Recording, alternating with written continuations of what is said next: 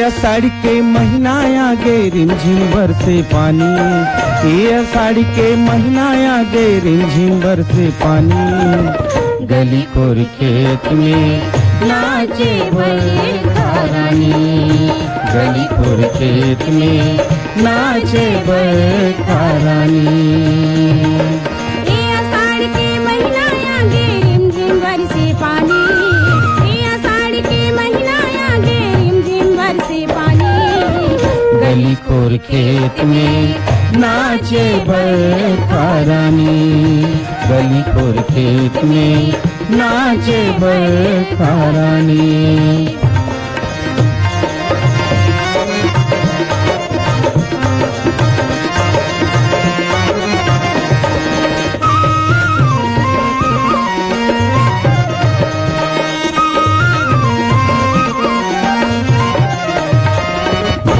मांदर कस लागे बादर के गरजना, बड़ी सुघर लागे संगी विधि के रचना। फूल मांदर कस लागे बादर के गरजना, बड़ी सुघर लागे संगी विधि के रचना। तरिया नदियम नाच नाच के, तरिया नदियम नाच नाच के मेचका बदत मितानी। गली कोर खेत में नाचे बरखा रानी, गली कोर खेत में नाचे बरखा रानी।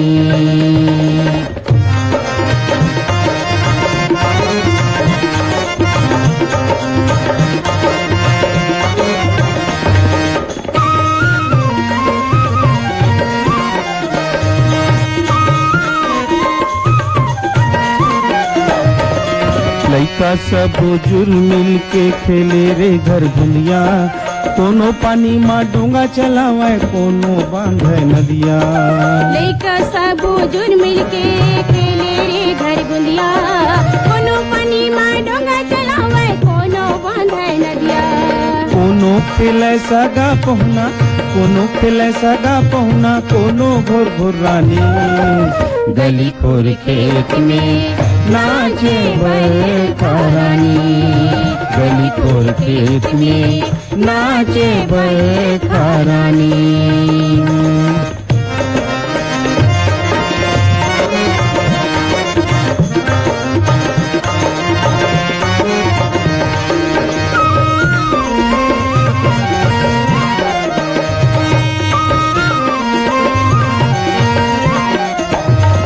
धरती के हरियर अचरा लहरावे चारों कोती, किसान के आँखी माँ चमके सुघर सपनक मोती। धरती के हरियर अचरा लहरावे चारों कोती, किसान के आँखी माँ चमके सुघर सपनक मोती। उमड़े घुमड़े आकाश बादर, उमड़े घुमड़े आकाश बादर, गिजरे मार छलानी। गली कोर खेत में नाचे बरखा रानी, गली कोर खेत में नाचे बरखा रानी।